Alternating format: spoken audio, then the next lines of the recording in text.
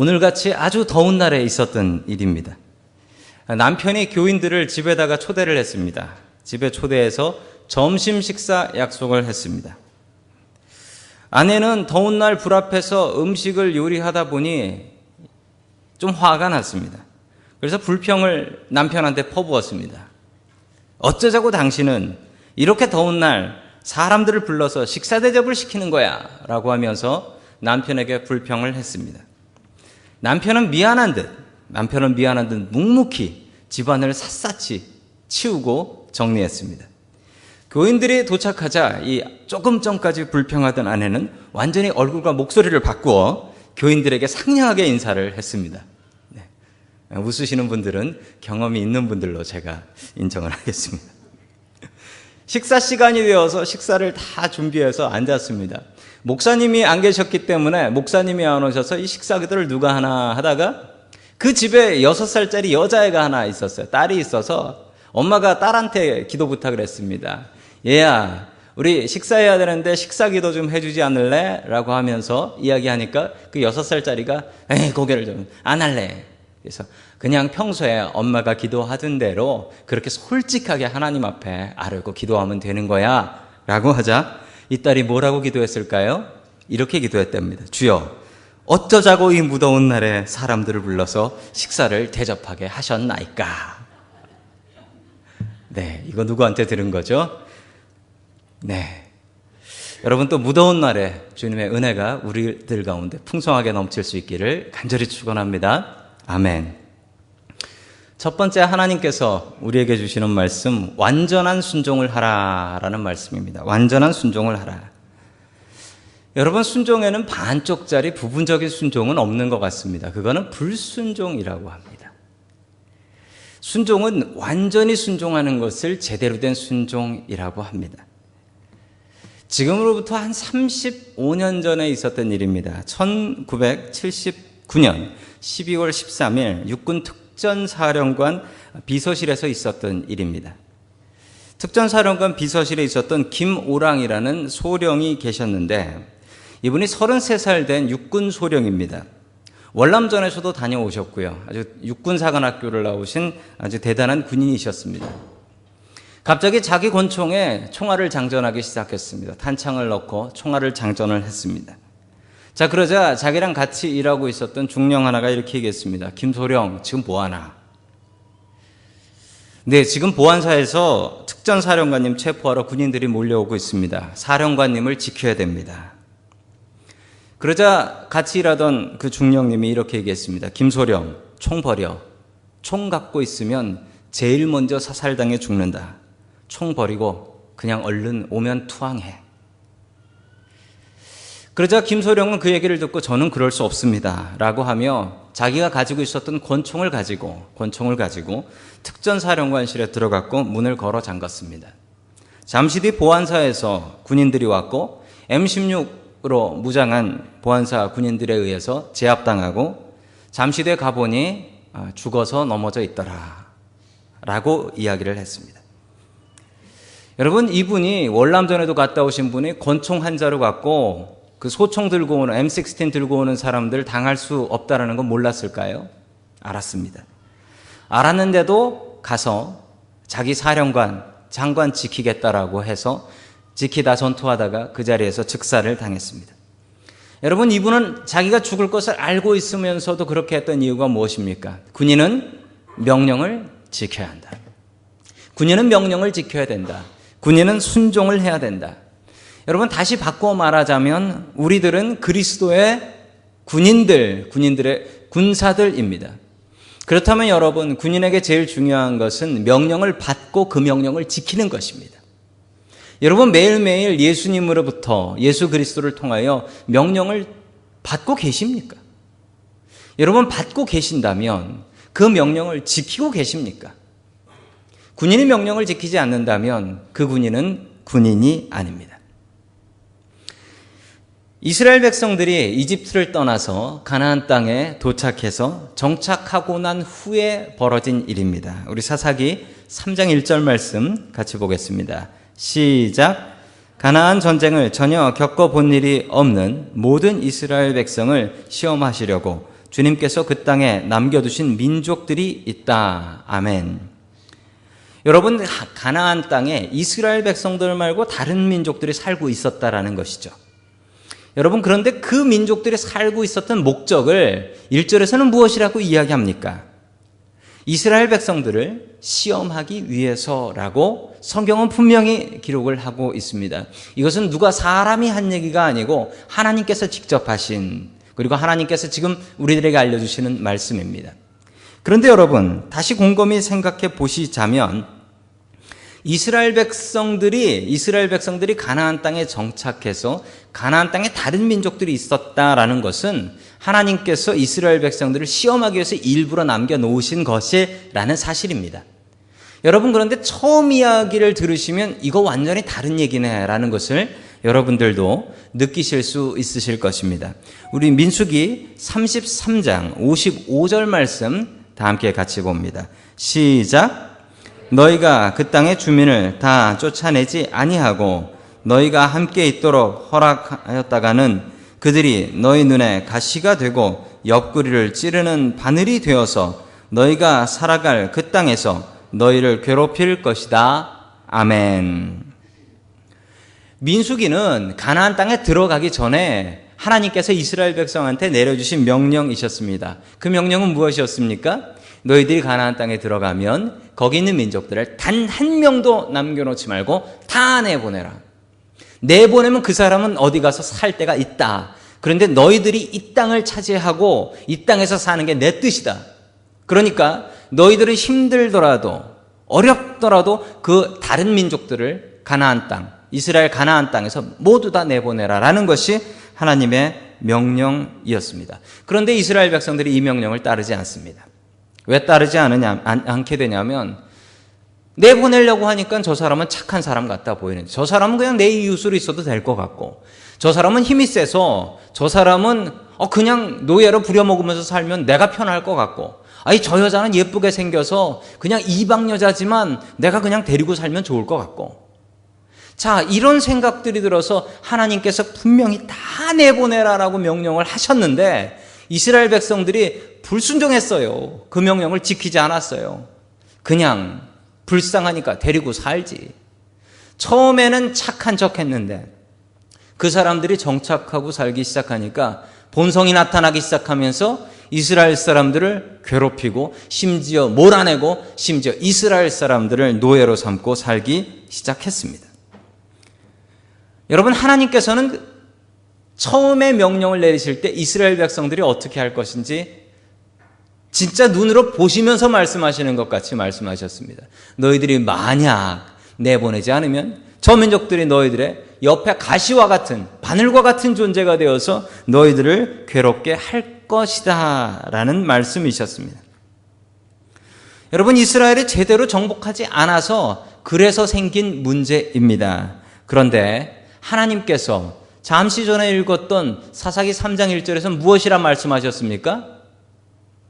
여러분, 만약에 저라면 이렇게 얘기할 거면 봐라, 내가 다 내보내라고 했지. 다 안 내보내고 순종하지 않으니까 이런 벌을 받는구나. 너희들이 이런 벌을 받아도 싸다. 말씀대로 살아라. 이렇게 얘기할 것 같습니다. 그런데 하나님께서 하시는 말씀이 완전히 다릅니다. 앞에 그 이야기는 완전히 생각하지 않으시고 지금 하시는 말씀은 그래, 너희들이 순종 안 해서 이렇게 됐지만 그건 생각하지 말자. 그건 생각하지 말고 이렇게 남겨진 이유는 너희들이 시험 받으면서 하나님 의지하는 법을 배우기 위해서이다. 하나님께서 이렇게 말씀을 바꾸세요. 여러분, 하나님께서 말씀을 바꾸시나요? 하나님께서 계획을 바꾸시나요? 여러분, 성경 보셨잖아요. 바꾸십니다. 그런데 여러분, 우리가 말을 바꾸고 계획을 바꾸는 건 내가 바꾸는 겁니다. 나 때문에. 내가 마음이 바뀌어서, 내가 하기 싫어서, 내가 기분이 나빠서. 그런데 여러분, 하나님께서는 절대로 그러시는 일이 없어요. 하나님께서는 계획을 바꾸십니다. 바꾸시는데 왜 바꾸시냐고요? 우리 때문에 바꾸십니다. 우리 때문에. 우리의 불순종 때문에 하나님께서 계획을 바꾸십니다. 여러분, 우리가 하나님 앞에 제대로 된 순종 드려야 되겠습니다. 여러분, 99% 순종하면 뭘까요? 여러분, 금이 99%면 그건 순금이라고 합니다. 아주 좋은 금이죠. 여러분 99% 순종은 어떤 순종일까요? 군인이요 명령을 100개 받아요. 100개 받아서 99개를 잘 순종했어요. 그런데 한 개를 난 그거 못하겠는데요. 이러면 그 군인은 어떻게 됩니까? 그 군인은 감옥 갑니다. 영창 들어가요. 명령 불복종. 이거로 감옥 갑니다. 여러분 우리는 그리스도의 군사입니다. 군인입니다. 그렇다면 우리가 어떻게 믿어야 할까요? 여러분 99% 순종은 불순종입니다. 여러분 제대로 순종해야 돼요. 제대로 순종해야. 제대로 된 순종이 우리가 살아가야 될 길입니다. 우리의 믿음의 길은 제대로 된 순종이어야 됩니다. 여러분 오늘부터라도 하나님의 명령 듣기에 힘쓰십시오. 오늘 설교 말씀 중에 여러분들에게 주시는 하나님의 명령이 있을 겁니다. 잡으십시오. 성경 말씀을 통하여 하나님께서 주시는 명령 여러분 찾으십시오. 여러분 그리고 그 명령을 하루하루 지켜나가면 여러분들에게 믿음이라는 것이 쌓일 것입니다. 그런데 반대로 저 말씀대로 어떻게 저렇게 살아? 저 목사는 저렇게 살면서 저런 얘기할까? 야, 성경 말씀 좋지만 이 말씀 이거 어떻게 지키고 살아? 라고 하루하루 불순종하며 살아보십시오. 여러분에게 있었던 작은 믿음도 언젠가 새벽 이슬 말라버리듯이 없어져 버릴 것입니다. 여러분 순종하면 하나님께서 우리의 길을 책임져 주십니다. 여러분 순종함으로 우리의 믿음의 길을 열어 나아갈 수 있기를 주님의 이름으로 간절히 축원합니다. 아멘. 두 번째 하나님께서 우리에게 주시는 말씀은 믿음으로 자녀들을 가르치라라는 말씀입니다. 우리가 믿음으로 자녀들을 가르쳐야 됩니다. 우리 자녀 교육이 얼마나 중요합니까? 미국 생활하면서 자녀들 가르치는 것, 자녀들 잘 되는 것, 이게 얼마나 큰 보람이 됩니까? 제가 어릴 적에 저희 부모님에게 정말 귀에 못이 박히도록 들었던 얘기가 있습니다. 무슨 얘기냐면 6.25 전쟁 얘기입니다. 전쟁 얘기. 전쟁통에 얼마나 힘들었다, 얼마나 배고팠다, 그리고 인민군들이 얼마나 잔인하더라, 이런 얘기를 너무너무 많이 들었습니다. 저희 아버지께서는 저희 한국에서는 10월 1일이 국군의 날이죠. 국군의 날. 그래서 국군의 날은 그 여의도 광장에서 국군들 퍼레이드 했습니다. 저를 데리고 그 여의도 광장 버스도 안 다녀요. 그때는 버스 끊기면 다리 건너서 거길 가가지고 그걸 봤습니다. 그러면서 저희 아버지께서 저에게 항상 하셨던 말씀이 너는 군대 가야 된다. 군대 가서 나라를 지켜야 된다. 라고 말씀하셨는데 후에 알고 보니 저는 그때 그 말을 믿고 정말 아멘하는 마음으로 따랐는데 후에 듣고 보니 저희 아버지께서 군대 면제셨습니다. 제 동생도 군대 면제. 저희 집 남자 셋 중에 저만 군대를 갔다 온 것을 참 자랑스럽게 생각하다가도 그때 왜 아버지께서 군대를 가라 하셨을까? 다시 한번 생각해 보았습니다. 저희 할머니께서는 더 하셨습니다. 저희 할아버지께서는 제가 태어나기 전에 돌아가셔서 못 배웠는데 저희 할머니께서는 항상 하셨던 말씀이 저희 할머니께서 그 김천 직지사라는 그 동네에 사셨는데 그 동네에서 그 기차역 앞에 사셨습니다. 항상 하셨던 말씀이 동원아 전쟁이 얼마나 무서운 줄 아냐 그러면서 하셨던 말씀이 미군 하나가 내가 빨래를 하고 있는데 미군 하나가 왔는데 피투성이가 된 거야. 알고 보니 그 미군이 기차 타고 이동하다가 밖에 뭐 있나 구경한다고 하다 전봇대에 머리를 부딪혀서 머리가 깨져서 제가 그 얘기를 얼마나 귀에 못이 박혀 저는 미군 하면 머리 깨진 미군밖에 생각이 안 나요. 하도 그 얘기를 들어서 저희 부모님과 저희 할머니께서 저에게 왜 그런 얘기를 하셨을까요? 겁주려면 그냥 귀신 얘기를 하시지 왜 실제 얘기를 하셔가지고 그렇게 겁을 주셨는지 여러분 저를 겁주시려고 하신 얘기가 아닙니다. 얘기는 뭐죠? 전쟁이 무섭다. 너 전쟁 경험 안 해봐서 모르지. 전쟁이 정말 무섭다. 그러니까 지금 미리미리 준비하고 네가 가서 나라를 지키지 않으면 이 나라가 안 선다. 이 얘기를 하셨던 거예요. 그런데 그 얘기를 들을 때마다 아유 저 잔소리 왜 또 하시나. 또 그 얘기 또 그 미군 얘기. 여러분 그런데 저희 부모님과 저희 할머니께서 그렇게 하셨던 것은 사랑으로 해주신 말씀입니다. 전쟁 무서운 걸 알고 지금부터 준비해야 된다. 여러분 전쟁이 무섭습니다. 전쟁을 경험해 본 세대와 경험해 보지 못한 세대는 하늘과 땅 차이입니다. 여러분 전쟁을 경험해 본 세대는 전쟁이 너무너무 무섭고 몸서리 쳐지는데 전쟁을 경험해 보지 않은 세대는 어떨까요? 뭐 저도 경험은 안 해봤습니다.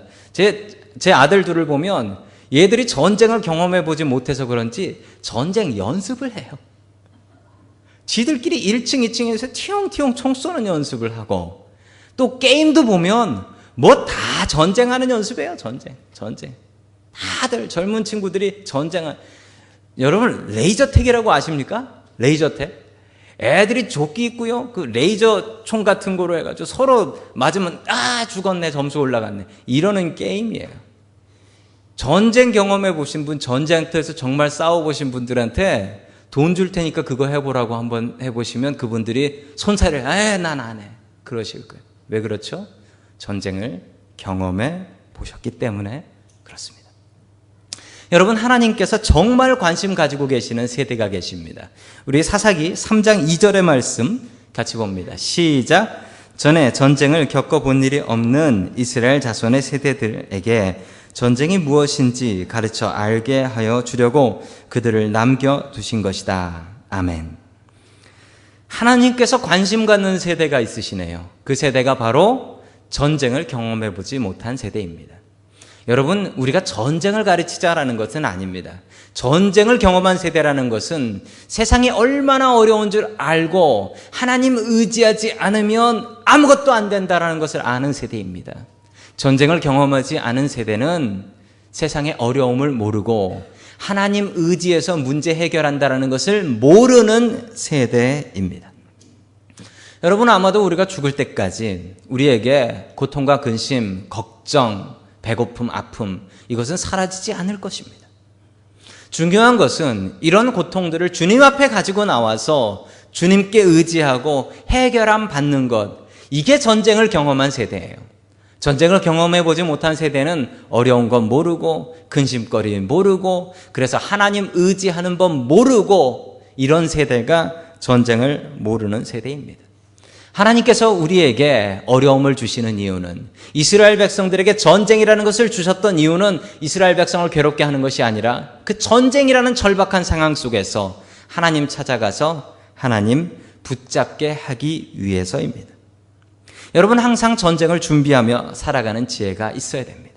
준비하는 사람은 그 근심과 걱정, 괴로움을 쉽게 이길 수 있습니다. 여러분, 일본에 지진이 참 많이 납니다. 일본에서는 하루에 지진이 몇 번 났다는 거 사람들 그냥 관심도 별로 없습니다. 그리고 진도 5짜리, 매그네튜드 5짜리 이런 거 와봐야 뭐 그런 건 지진으로 치지도 않습니다. 왜 그러냐면 준비되어 있으니까. 항상 준비되어 있고 항상 아이들도 학교에서도 흔들리면 무조건 책상 밑으로 들어가고. 여러분, 만약에 비슷한 지진이 한국에 치면 어떨까요? 큰일 날 겁니다. 준비가 되어 있지 않기 때문에 그렇습니다. 여러분, 준비가 되어 있어야 됩니다. 우리가 준비되어 있어야 되고 우리의 자녀들이 믿음으로 자랄 수 있게 여러분들 우리의 자녀들을 믿음으로 가르쳐야 됩니다. 여러분, 구원은 직업으로 받지 않습니다. 구원은 어느 대학을 나왔느냐로 받지 않습니다. 구원은 SAT 점수를 몇 점 받았느냐 이거로 받지 않습니다. 구원은 믿음으로 받습니다. 여러분, 우리 아이들에게 제일 중요한 것은 믿음입니다. 그 아이들에게 믿음을 가르치는 것, 그 아이들이 하나님 의지하는 법을 가르치는 것. 어려움은 있다. 부모님 의지할 생각하지 마라. 하나님 의지해라. 이걸 가르쳐야 됩니다. 여러분, 우리 아이들이 참 불쌍합니다. 이민교회에 딜레마가 있습니다. 여러분, 이 샌프란시스코 땅에 이민교회가 시작한 지가 110년입니다. 참 놀라운 일은 110년이 됐는데 지금도 이민교회는 영어를 쓰지 않고 한국말을 씁니다. 왜 이럴까요? 단절이 있습니다. 여러분, 아이들이 영어를 하고 잘합니다. 그런데 그 아이들이 고등학교 졸업하고 나면 교회를 못 나와요. 영어 예배가 없어서. 그러면 미국 교회나 다른 교회를 나가게 됩니다. 여러분, 그 단절을 한국에서 이민 오신 분들이 또 채웁니다. 그러면 교회는 됩니다. 여러분, 그런데 불쌍한 건 우리 자녀들입니다. 우리의 자녀들에게 믿음을 가르쳐야 됩니다.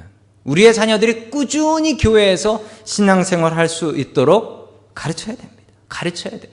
여러분, 그 일은 당연히 교회가 해야 될 일이지만 여러분, 교회만 맡기시면 안 됩니다. 여러분들이 일주일 동안 집안에서 아이들을 믿음으로 가르치기에 힘쓰고 애써야 됩니다. 여러분, 참 감사한 것은 한류라는 게 있죠. 한류가 뭡니까? 한국 문화가 뭐 전 세계적으로 유명하고 인기가 있는 것입니다. 여러분 정말 한국 문화가 인기가 있는 것 같습니다. 뭐 이러고 가면 미국 사람 모르는 사람이 없어요. 싸이 말춤 다 알아요. 애들도 알고요. 애들도 한국 드라마 너무 좋아해서 한국 드라마 많이 보고요. 외국 사람들도 그렇게 좋아해요. 얼마 전에 교회에서 교회 작업하는 사람이 하나 있어가지고 멕시코 사람 한 분이 오셨습니다. 근데 여기 교회 주차장에 차를 세웠어요. 차를 세우고 오는데 처음에 인사하잖아요. 근데 한국 교회인 줄 알았는지 이 멕시코 분이 뭐라고 인사하면서 왔냐면 안녕 하면서 오더라고요. 안녕 하면서 반말을 하면서. 그래서 한국말 어디서 배웠냐고 물어보니까 코리안 드라마, 한국 드라마 보면서 배웠대. 그래서 하는 얘기가 한국 드라마 너무 재밌어. 그런데 한국 드라마 너무 슬퍼. 그러면서 저한테 작업은 하지 않고 저에게 계속 무슨 얘기를 했냐면 한국 드라마 얘기를 하면서 너 혹시 이 드라마 아냐? 그러면서 남자는 정말 부자야. 근데 여잔 정말 가난해. 둘이 좋아해. 그런데 집안은 싫어해. 그 남자네 집 엄마가 이 여자를 만났어. 이 여자를 만나가지고 뭘 꺼내줬어. 그랬더니 그거 돈봉투지? 그랬더니 너 그거 어떻게 알아? 너 그거 봤어? 나 안 봤어. 근데 뻔해서 알아. 한참 그 얘기를 했습니다. 그러면서 결론은 뭐냐면 한국 드라마는 너무 재밌고 중독이 되니까 안 보는 게 나아라는 결론을 내리고 이제 작업을 마치고 차를 타고 간다고 주차장으로 갔습니다. 주말에 뭐 할 거야? 라고 물어봤더니 그분이 뭐라고 얘기했냐면 김탁구 볼 거야 라고 하면서 갔어요. 한국 드라마가 참 효자인 것 같습니다. 한국 드라마 때문에 우리 아이들이 한국 문화를 자랑스러워하고 또 한국 드라마를 많이 보는 것 같습니다. 여러분 그런데 드라마로 천국 가는 거 아니죠. 여러분 아이들에게 믿음을 가르쳐야 됩니다. 아이들이 평생 동안 신앙생활을 할 수 있는 믿음을 가르쳐야 됩니다. 우리 아이들이 전쟁을 모릅니다. 우리 아이들이 어려운 것을 모르고 우리 아이들이 어려운 것을 하나님 의지해서 해결하는 것을 모릅니다. 여러분 가르쳐야 됩니다. 가르쳐야 돼요. 아이들에게 공부보다도 더 중요한 신앙을 제가 가르쳐야 됩니다. 여러분들이 가르쳐야 됩니다. 우리 아이들이 평생 동안 바르게 믿음 생활할 수 있도록 가르쳐야 합니다. 여러분 그 귀한 사역 온전히 감당할 수 있는 저와 여러분 될 수 있기를 주님의 이름으로 간절히 축원합니다. 아멘. 마지막 세 번째 하나님께서 우리에게 주시는 말씀은 부르짖으면 구원해 주신다라는 말씀입니다. 부르짖으면 구원해 주신다. 이스라엘 백성들은 하나님 대신 다른 우상을 섬기기 시작했습니다. 다른 민족들하고 살다 보니 다른 민족에 다른 신이 있었고 그 신들을 믿고 따르기 시작했던 것입니다. 다른 신들을 믿고 따르는 것은 하나님께만 죄가 되었던 것이 아니라 사람들한테도 죄가 되었습니다. 여러분 다른 신들은 윤리적으로 사람이 하면 안 되는 일들을 시켰습니다. 몰렉이라는 신은 자기 자식을 산채로 태워서 바치게 했습니다. 여러분 이게 어떻게 사람이 할 일입니까? 그런데 이스라엘 사람들이 이 일을 했습니다. 자기 자식을 산채로 이 몰렉이라는 신에게 태워서 바쳤습니다. 여러분 바알과 아세라라는 신은 부부간이 아닌 다른 사람들과의 성관계를 요구했습니다. 여러분 사람이 하면 안 되는 일을 우상들이 시켰습니다. 우상을 숭배하는 일은 하나님께만 죄가 되었던 것이 아니라 사람들 사이에도 죄가 되었던 것입니다. 여러분 다른 신들의 공식이 있습니다. 여러분 다른 신들은 원하는 게 있습니다. 그 신은 자식을 갖다 바치면 복을 줘. 그 신은 이것만 하면 그 신은 무조건 예외 없이 복을 줘. 그 신은 화가 나면 이렇게 제물을 바치면 그 신은 그냥 잠잠하게 달랠 수 있어. 그러면 복을 줘. 여러분 이게 우상의 특징입니다. 우상은 조건이 있습니다. 그 조건을 채워주면 그 우상을 달래고 길들일 수가 있어요. 여러분 그런데 하나님은 다릅니다. 하나님은 완전히 다르셔서 하나님은 우리가 무엇을 드려서 달랠 수 있는 분이고 하나님은 우리가 무엇을 드려서 길들일 수 있는 분이 아닙니다. 여러분 하나님께서 무엇을 원하시냐면 우리가 길들여지길 원하십니다. 우리가 순종하고 우리가 바뀌길 원하십니다. 여러분, 우상은 내가 우상을 바꿀 수 있습니다. 그런데 하나님은 내가 하나님을 바꾸는 게 아니라 하나님께서 나를 바꾸십니다. 예수님 믿으면, 우리가 예수 믿으면 우리의 삶이 바뀌어야 됩니다. 기독교는 그런 종교입니다. 내가 잘 믿어서 하나님 바꾸고 예수님 바꾸는 거 아닙니다. 내가 잘 믿으면 못돼서 내가 바뀌는 겁니다. 여러분, 내가 바뀌는 거예요. 종교학자들은 이렇게 구분합니다. 하등한 종교는 사람이 신을 바꾸려고 하고, 고등한 종교는 신이 사람을 바꾼다. 여러분, 우리는 고등 종교를 믿고 있는 사람입니다. 기독교는 고등 종교입니다. 내가 하나님 바꾸는 게 아니라 하나님께서 나를 바꾸시는 것입니다.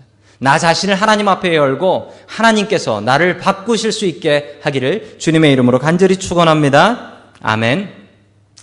이스라엘 백성들이 하나님을 온전히 믿지 않고 우상 숭배를 했습니다. 그러자 하나님께서 어떻게 하셨냐면, 우리 사사기 3장 8절 말씀 같이 봅니다. 시작. 주님께서 이스라엘 백성에게 크게 분노하시고 그들을 메소포타미아 왕 구산리사다임의 손에 넘겨주셨다. 이스라엘 자손이 구산리사다임을 8해 동안 섬겼다. 아멘. 메소포타미아 왕이라는 구산리사다임이라는 왕이 있었습니다. 이 왕이 이스라엘을 통치했다라는 것입니다. 메소포타미아라는 나라는 큰 나라인데, 여러분, 이 구산리사다임이라는 왕은 그 큰 나라의 왕으로 기록되어 있지 않습니다. 그 이유는 무엇이냐면, 메소포타미아 본토를 지배했던 큰 왕이 아니고 메소포타미아에서 나와서 이 가나안 지역을 점령해서 지배하던 아주 작은 군주, 작은 왕이었기 때문에 그렇습니다. 자, 계속해서 9절의 말씀을 같이 봅니다. 시작. 이스라엘 자손이 주께 울부짖으니 주님께서 그들을 구하여 주시려고 이스라엘 자손 가운데서 한 구원자를 세우셨는데 그가 곧 갈렙의 아들 그나스의 아들인 온니엘이다. 아멘. 여러분, 8년 동안 섬겼다라고 했죠. 8년 동안 이 메소포타미아 구산리사다임이라는 왕한테 괴로움을 당했습니다. 여러분, 그런데 그 괴로움을 당하는 동안 하나님께서는 무엇을 하셨을까요? 하나님께서는 아무것도 안 하셨습니다. 여러분, 오늘 하나님의 말씀을 한번 봐주시기 바랍니다. 그 말씀에 두 가지 이야기가 눈에 확 띄는 이야기가 있습니다. 무엇이냐면 울부짖으니 구해 주셨다.